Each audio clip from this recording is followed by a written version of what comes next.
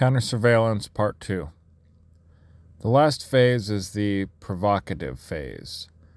This is where the principal disregards the notion of trying to act normal in terms of logic and employs anti-surveillance.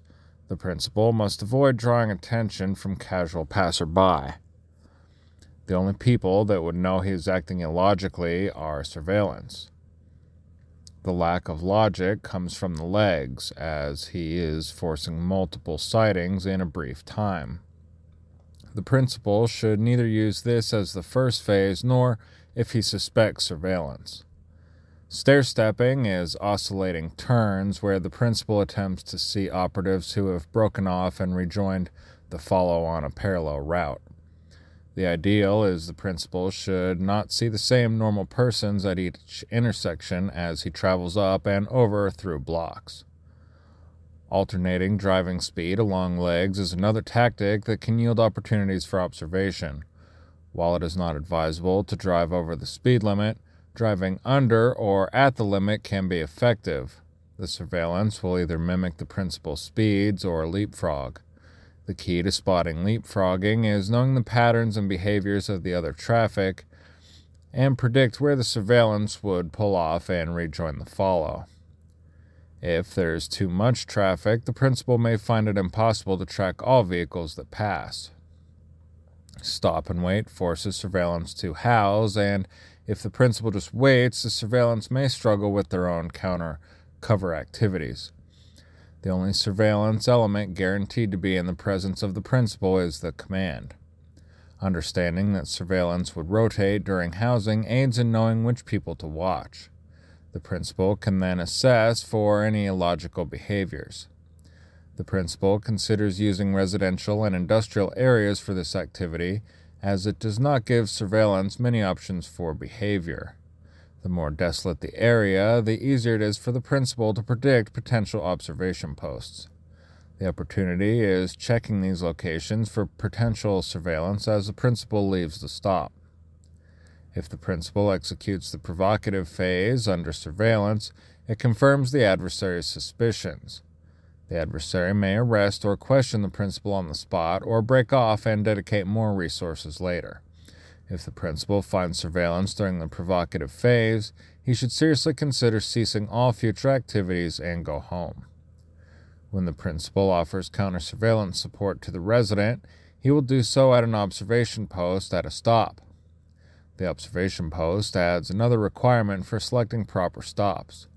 From the observation post, the principal must be able to see anyone arriving to the area and the entrance to the stop. The principal looks for the same behaviors and characteristics as above, with the exception the principal is not the surveillance target. The principal should be able to see in this order: the resident's arrival, followed by potential surveillance arrival and boxing behaviors, then the resident's departure and the surveillance pickup. These behaviors become obvious to someone who can see the area at a macro level. Professional surveillance teams are very much aware of this potential support, but they cannot mask all their behaviors. Supported counter-surveillance activities do not need the same number of legs as unsupported. If the principal obtains good command over the area and can easily see people's behaviors, then he can assess any surveillance presence or lack thereof. However, increasing legs and stops to confirm suspicions increases the opportunities and therefore confidence in the counter-surveillance assessment. Logic would stand that the principal cannot leave after the resident and get to the next stop quicker without arousing suspicions or breaking the law. This is true because the resident should take the most direct and logical route. If the principal uses multiple stops, he must include timing stops for the resident, which allows the principal to set up before the resident arrives. Countering cellular interception is the last topic of this chapter. There are three general attack vectors that the adversary could use to collect intelligence: software, base station, and backbone. None of these attack vectors are outside the realm of possibilities of any adversary, and each have their strengths and weaknesses. Software is the simplest and least expensive way to start technical surveillance of a target. The proof is in the available applications to install on smartphones. This type of software only needs an external server to receive the data the software sends. It can access the camera, microphone, and GPS antenna and feed that information without the target knowing. Software is also the easiest to detect, not necessarily with a malicious software scan, but because it relies completely on the device's resources. Using the camera, microphone, antennas, and the processor to collect data means that the battery will drain, data usage increases, and less available memory to run applications. If the principal sets up a controlled network, he can see the data packets that the phone sends and then find the server it is going to. However, the adversary may limit collection to when there is a strong probability the principal or resident will do something compromising or sensitive. Planned obsolescence of consumer electronics may have the principal chasing ghosts. Just because his phone dies quicker or applications run slower does not mean the adversary infected his device with malicious software. It just might mean that his battery is dying or the software updates are taking their toll. Although, if the principal's data usage goes up along with these, he may wish to stop all compromising activities and consider a network analyzer. Obtaining a malicious base station is just a matter of combining the proper radio equipment with the proper open source software. With as little as $3,000, anyone with technical ability can intercept cellular communications. The strength of using a tower include the adversary does not have to write the software to fit the handset, and the surveillance can continue to intercept communications as the target switches phones. However, this depends on whether the adversary can get the target's phone on its network. Towers also have a direct link to the phone through the command channel, which allows the towers to force update software or firmware on the phones, thus pushing malicious software for intelligence gathering and reducing the use of towers. There are two ways of using this capability. Either have a listening station that gathers all cellular communications in an area, or a mobile station to track a specific target on the move. However, due to the nature of how cellular communications work and the automated process between phones and towers, the principal, armed with a smartphone and open source software, can confidently spot the adversary and any malicious equipment it uses. Each tower must have an identity and broadcast it for the phones to connect. Furthermore, these identities cannot conflict with other towers in range, therefore the principal can map each tower. The principal should spend some time tracking these towers and noting their IDs and locations so he can spot discrepancies during counter-surveillance.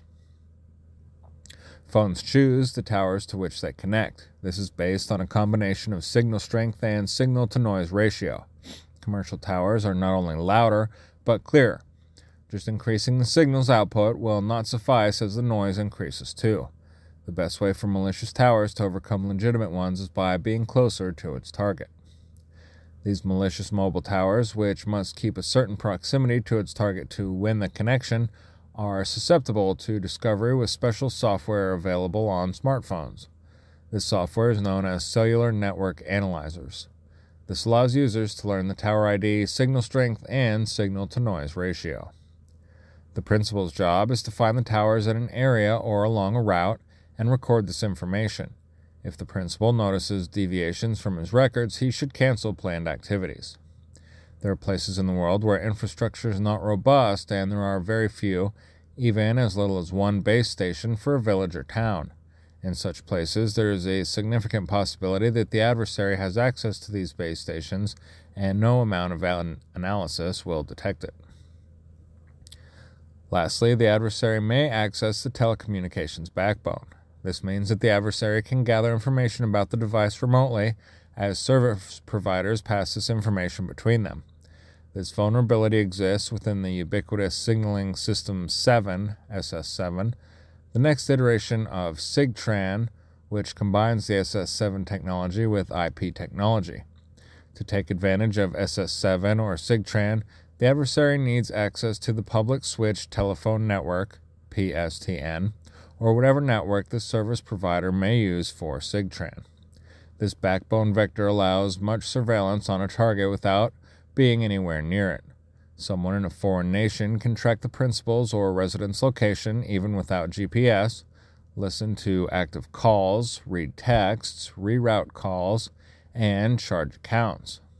All the adversary needs is a telephone number, which is easy enough to obtain. The attack vector cannot collect on communications over the internet.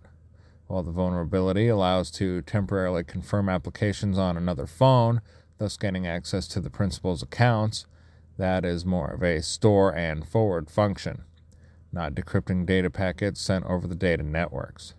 This means that encrypted browser traffic or use of Tor is still secure despite having their own vulnerabilities.